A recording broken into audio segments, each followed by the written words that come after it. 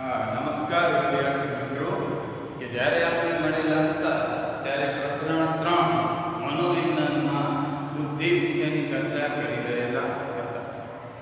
હવે જ્યારે આપણે મળેલા હતા ત્યારે ગયા વખતે આપણે જે બુદ્ધિઆંક જે પ્રાપ્ત થાય એના આધારે કે બુદ્ધિઆંકનું વિતરણ વિશે આપણે વાત કરી ગયા હતા અને એના પછી આપણે કે પ્રતિભા સંપન્ન બાળકો અથવા પ્રતિભા સંપન્ન લોકો એના લક્ષણો વિશે આપણે વિગતપૂર્ણ અભ્યાસ કરેલો હતો ને આપણે એ જાણીએ છીએ કે જેનો બુદ્ધિઆંક 130 ઉપર હોય એને પ્રતિભા સંપન્નતા તરીકે ઓળખવામાં આવે છે. તો આજે વિદ્યાર્થી મિત્રો આપણે પ્રતિભા સંપન્નતાને ઓળખવાની પ્રક્રિયા, પ્રતિભા સંપન્ન વ્યક્તિના લક્ષણો, એ ઉપરાંત કે જે આપણે વાત કરી હતી કે અતિ દુર્બળ અથવા મનોદુર્બળ બાળકો છે તો એના પ્રકારો અને એના વિશે આપણે વિગતપૂર્ણ અભ્યાસ કરી અને આપણે આ પ્રકરણને પૂરો કરીશું. તો આપણે શરૂઆત કરીએ પ્રતિભા સંપન્નતાને ઓળખવાની પ્રક્રિયા. કે આપણે વાત કરી કે જે વ્યક્તિ કેવા હોય તો કે ભગવાનની બક્ષિસ હોય, વિરલ હોય, તો એવા વ્યક્તિઓ છે કે જેનો સમાવેશ છે એ પ્રતિભા સંપન્ન વ્યક્તિ તરીકે થાય અને જેમનો બુદ્ધિઆંક 130 થી વધારે હોય. ને આપણે એક પણ વાત કરેલી હતી કે એવા લોકોનું પ્રમાણ કેટલું છે? 2% ની આસપાસ. કે દુનિયામાં માત્ર 2% ની આસપાસ લોકો છે કે જે પ્રતિભા સંપન્ન જોવા મળે છે. એની ઓળખવાની પ્રક્રિયા કઈ રીતે થાય? તો કે બુદ્ધિ કસોટીના એને મેળવેલા પ્રાપ્તાંક ઉપર કે વિવિધ બુદ્ધિ કસોટીઓ દ્વારા એવા વ્યક્તિઓનું જે વિવિધ શક્તિઓનું માપન કરવામાં આવે, એમાં જો એનો બુદ્ધિઆંક અન્ય સામાન્ય વ્યક્તિઓ કરતાં ઘણું બધું વધારે આવે તો એનો મતલબ એ કે બુદ્ધિ કસોટી દ્વારા આપણે જે છે એ વ્યક્તિ પ્રતિભાશાળી છે કહી શકીએ. પછી બીજું કે વિદ્યાર્થી વિશેનો શિક્ષકનો અભિપ્રાય અને શાળાકીય જે પ્રતિભાશાળી વ્યક્તિ હોય ને શાળા સમયથી જ કે એનો કે કોઈક દ્રષ્ટિએ વિરલ હોય અથવા એનામાં કંઈક અન્ય સામાન્ય વ્યક્તિ કરતાં કંઈક અલગ પણ એનામાં જોવા મળે તો આ નિરીક્ષણ કોણ કરી શકે? તો કે એના શાળામાં ભણાવતા શિક્ષકો અને એની જે નોંધ તૈયાર કરે તો એના આધારે પણ આપણે નક્કી કરી શકીએ કે આ વ્યક્તિ છે એ પ્રતિભાશાળી છે. પછી ત્રીજી બાબત એ શું આવે છે કે બાળક વિશે મા બાપનો કે આપણે જાણીએ છીએ કે બાળક મોટા ભાગનો સમય શાળામાં તો 5-6 કલાક જ હોય પણ મોટા ભાગનો સમય ક્યાં કે એના માતા પિતા સાથે વ્યતીત કરતો હોય તો માતા પિતા પોતાના બાળકનું અવલોકન કરે, એનામાં રહેલી શક્તિઓનું અવલોકન કરે તો મા બાપના અવલોકનના આધારે પણ વ્યક્તિ છે એ પ્રતિભાશાળી છે કે કેવું છે તો એની ઓળખ થઈ શકે. પછી ચોથી બાબત છે કે બાળકનું સામાજિક આવેગિક પરિપક્વતાનું માપ. કે બાળક છે જુદી જુદી સામાજિક પરિસ્થિતિઓમાં, જુદા જુદા વાતાવરણમાં કઈ રીતે સમાયોજન સાધે છે, વિવિધ પરિસ્થિતિમાં એ પોતે કઈ રીતે કે અન્ય સાથે વ્યવહાર કરે છે તો એની માપન કરીને પણ આપણે પ્રતિભાશાળી વ્યક્તિની ઓળખાણ કરી શકીએ. તો આ રીતે 4 રીતે કે બુદ્ધિ કસોટી દ્વારા, શિક્ષકોના અભિપ્રાય દ્વારા, મા બાપના અવલોકન દ્વારા અને બાળકના સામાજિક સાંઘિક આંક, આ 4 વસ્તુ દ્વારા આપણે પ્રતિભા સંપન્નતા એટલે કે પ્રતિભાશાળી વ્યક્તિને કે ઓળખી શકીએ છીએ. હવે એના પછીની જે ટોપિક આવે છે પ્રતિભા સંપન્નતાના લક્ષણ. વિદ્યાર્થી મિત્રો આ પ્રશ્ન તમને કે 3 માર્કમાં અથવા 5 માર્કમાં પૂછાઈ શકે છે કે પ્રતિભા સંપન્નતાના લક્ષણો જણાવો. તો એની જે વાત કરીએ તો એક લક્ષણ તો આપણે જોઈ ગયા કે પ્રતિભાશાળી લોકો હોય કે પ્રતિભા સંપન્ન વ્યક્તિ છે એનો બુદ્ધિઆંક ઊંચો હોય એટલે કે 130 કરતાં વધારે બુદ્ધિઆંક ધરાવે તો એ વ્યક્તિ જે ઉચ્ચ બુદ્ધિ અને ઉચ્ચ માનસિક શક્તિ ધરાવે છે એ પહેલું લક્ષણ છે, કોમન લક્ષણ. તો હવે એના લક્ષણો એક પછી એક જોઈએ. પાઠ્યપુસ્તક હોય તો તમે પણ એનામાં જોઈ શકો છો કે પ્રતિભા સંપન્ન ધરાવતા વ્યક્તિ છે ઊંચું ગૌરવ અને ઊંચી સ્વક્ષમતા ધરાવે છે. એટલે કે પોતાના પ્રત્યે કે વધારે એટલે કે સ્વક્ષમતા એટલે કે પોતાનું કામ પોતાની રીતે જ કરે છે, અન્યની મદદની અપેક્ષા ઓછી રાખે છે. એટલે કે એમનામાં સ્વ આવડતનું પ્રમાણ વધારે હોય. પહેલું. બીજું સર્જનાત્મકતા અને મૌલિક, એટલે કાંઈક નવું સર્જન કરવું, નવા વિચાર રજૂ કરવા, કોઈ પણ બાબત છે એની કોપી ન કરવી અને અલગ પ્રકારની મૌલિક રજૂઆત એના વર્તનમાં અને વાણીમાં જોવા મળે. પછી પ્રતિભા સંપન્ન વ્યક્તિ છે એ સારી આંતરસૂઝ ધરાવે કે એ આંતરસૂઝના આધારે એ નવા વિચારો, નવી કલ્પનાઓ, નવી બાબતોને એના વિશે વિચારી શકે છે. જુદી સમસ્યાઓનો ઉકેલ આંતરસૂઝ દ્વારા મેળવી શકે છે. તો આંતરસૂઝનું પ્રમાણ પ્રતિભા સંપન્ન લોકોમાં વધુ જોવા મળે. પછી સમસ્યા આવે જાય તો સમસ્યા ઉકેલ માટે એ પોતાનામાં રહેલી વિવિધ શક્તિઓનો ખૂબ જ વ્યવસ્થિત રીતે ઉપયોગ કરે છે. એટલે કે સમસ્યા ઉકેલ ઝડપથી લાવે છે પ્રતિભા સંપન્ન લોકો. પછી આવા લોકો પરિપક્વતા અને પુખ્તતાનું પ્રમાણ વધારે પ્રમાણમાં જોવા મળે. અન્ય સામાન્ય બાળક કે સામાન્ય લોકો કરતાં એમની વિચારસરણી, વાણી, વ્યવહાર, વર્તન બધામાં પરિપક્વતા અને પુખ્તતા છે એનું પ્રમાણ વધારે જોવા મળે છે. પછી લેખન, સાહિત્ય, કલા, યાંત્રિકતા, ડિઝાઇન વગેરે જેવા કૌશલ્યોમાં એમની સર્જનાત્મકતા વધુ જોવા મળે છે. બરાબર. તો કોઈક ને કોઈક ક્ષેત્રમાં એ નિષ્ણાત હોય કે એટલો બધો નિષ્ણાત હોય કે અન્ય બીજા વ્યક્તિઓ એના જેટલા પ્રમાણમાં કાંઈ પણ છે એ વધારે કરી શકતા હોતા નથી. પોતે જે કોઈ સંગીત હોય, સાહિત્યમાં હોય, યાંત્રિક બાબતમાં હોય તો એ બાબતમાં એમ જે છે એ ઘણા બધા આગળ કરતા હોય.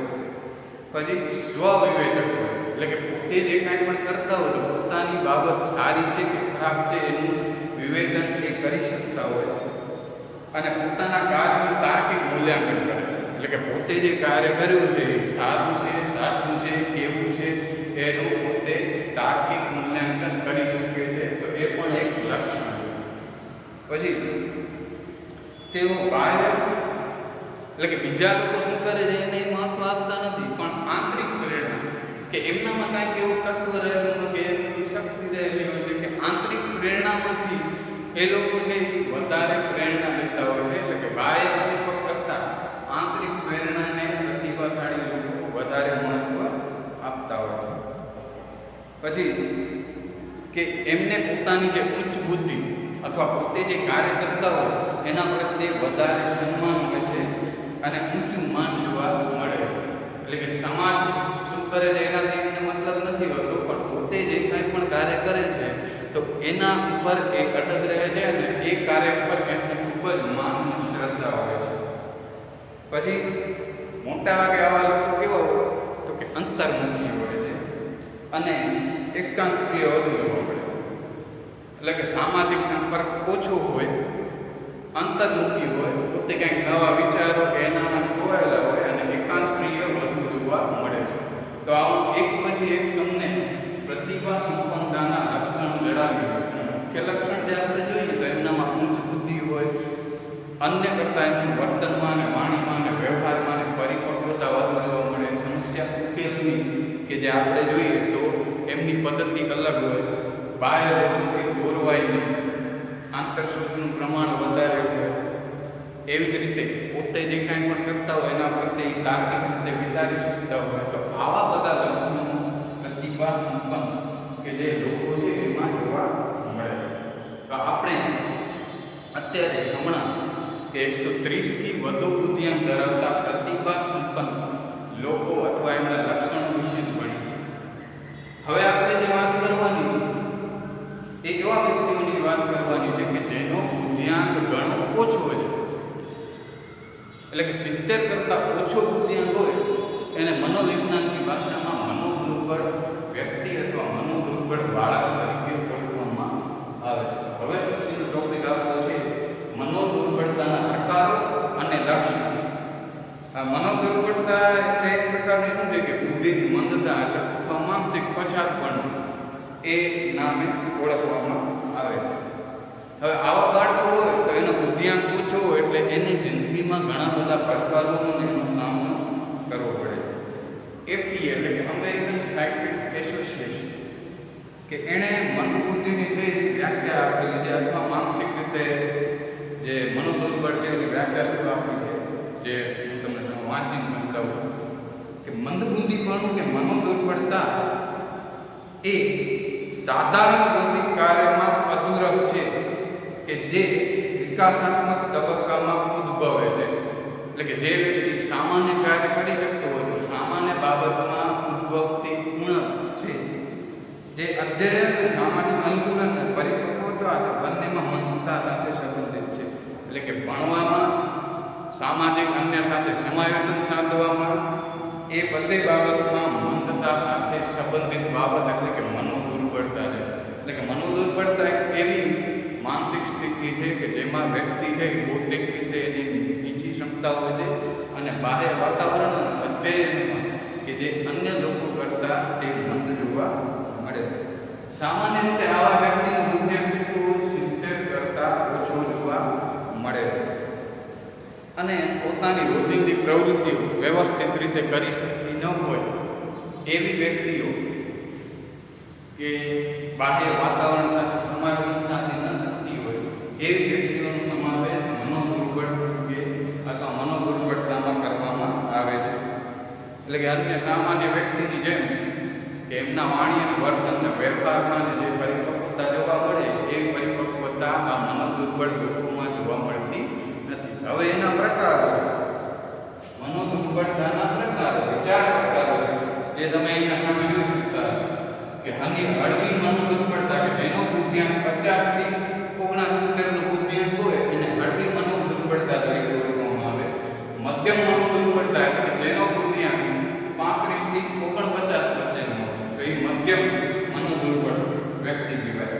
તીવ્ર મનોદુર્બળતા એટલે જેનો બુદ્ધિઆંક કે જે કેટલો હોય છે કે 20 થી 34 એટલે તો એને શું કહેવાય, તીવ્ર મનોદુર્બળ કહેવાય વ્યક્તિ. એવી રીતે અતિ તીવ્ર કે જેનો બુદ્ધિઆંક 20 થી ઓછો હોય તો એવા લોકોને શું કહેવામાં આવે છે, અતિ તીવ્ર મનોદુર્બળ વ્યક્તિ. અને આપણે એ પણ વાત કરેલી હતી કે અતિ તીવ્ર જે નિર્બળતા જોવા મળે તો અતિ તીવ્ર નિર્બળતા જે એનું પ્રમાણ પણ સમાજમાં કેટલું છે, 2% ની આસપાસ જોવા મળે છે. તો હવે આ 4 આપણે પ્રકાર જોઈએ, હળવી મનોદુર્બળતા, મનોદુર્બળતા, તીવ્ર મનોદુર્બળતા, અતિ તીવ્ર મનોદુર્બળતા. તો હવે આ લોકોના કે જે અલગ અલગ કાર્યો કરે છે તો એની અંદર જે ભિન્નતા જોવા મળે છે એના વિશે થોડી આપણે વાત કરીએ. અને પાઠ્યપુસ્તક હોય તો કોઠાના સ્વરૂપમાં એ પ્રકારોને એના વર્તન સાથે મૂલવી અને સમજાવવામાં આવેલું છે. તો આપણે એને એટલે કે મનોદુર્બળ વ્યક્તિ છે એના લક્ષણ તો કયા છે કે જો સ્વસહાયક કૌશલ્ય એટલે કે પોતાની કરવાના કૌશલ્યની બાબતમાં 4 વસ્તુનો કયો તફાવત જોવા મળે એ હું તમને કહું કે હળવી મનોદુર્બળતા ધરાવતા વ્યક્તિ હોય છે કે પોતે જાતે ખાય, જાતે કપડાં પહેરે, પોતે સ્વચ્છતા રાખે, અન્ય લોકો સાથે વ્યવહાર કરે, એટલે કે રોજિંદુ કાર્ય પોતાની રીતે કરી શકે છે સામાન્ય લોકોની જેમ. બરાબર. પછી મધ્યમ મનોદુર્બળતા વાળા આવા કાર્ય શું કરે છે, ખાઈ શકે, કપડાં પહેરી શકે, પણ એમને થોડી મુશ્કેલી પડે છે અને એમને જો તાલીમ આપવામાં આવે તો એ આ કાર્ય વધારે સારી રીતે કરી શકે. પછી તીવ્ર મનોદુર્બળતા વાળા લોકો છે તો શું છે કે ઘણા માટે કૌશલ્ય ધરાવે, એટલે કે પોતાના કપડાં પણ પોતાને વ્યવસ્થિત રીતે ન પહેરી શકતા હોય, પછી એની જરૂરિયાત મર્યાદિત હોય, ખાવા પીવાની બાબતમાં પ્રમાણમાં ઓછી ખબર પડતી હોય. અને અતિ તીવ્ર મનોદુર્બળતા હોય ને તો એ તો કોઈ પણ જાતના કૌશલ્ય ધરાવતા જ નથી. એટલે એમને ખવડાવવું પડે આપણે પોતાને પડે, જાતે કપડાં પણ બદલાવી દેવા પડે, તમામ કાર્ય એ બીજા ઉપર જ આધારિત હોય. પછી બીજી બાબત જોઈએ વાણી અને પ્રત્યાયન. મનોદુર્બળ વ્યક્તિ છે કે એ અન્ય સાથે વ્યવહાર અને વાણીનું વર્તન કઈ રીતે કરે તો એમાં જો હળવી મનોદુર્બળતા વાળા લોકો છે ને એ બીજાઓ સાથે વાતચીત કરે, બીજાના સંદેશા લે, બરાબર મોકલે, સમજી શકે, પૂરતું ધ્યાન આપી શકે, તો એ બધું આ હળવી મનોદુર્બળતા વાળા લોકો કરે છે. પછી મધ્યમ મનોદુર્બળતા વાળા છે શું કરે છે કે સંદેશાની આપ-લે કરે, ભાષા બોલી શકે, પણ થોડી ઘણી મુશ્કેલી પડે.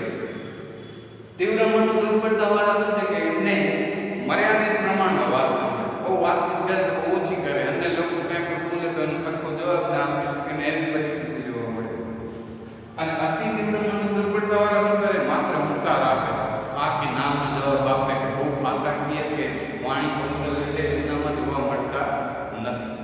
પછી ત્રીજું અભ્યાસ, કે અભ્યાસમાં મનોદુર્બળતાના જે 4 પ્રકારો છે તો એ અભ્યાસમાં એનો કેવા હોય તો કે જો કે હળવી મનોદુર્બળતા વાળા વ્યક્તિ છે ને, બૌદ્ધિક ક્ષમતા નથી હોય એટલે ભણવામાં એટલા બધા હોશિયાર હોતા નથી, પણ 3 થી 6 ધોરણ સુધી એ લોકો અભ્યાસ કરી શકે, પછી અભ્યાસ છોડી દે કારણ કે એમને જે બૌદ્ધિક ક્ષમતા નથી છે એના કારણે.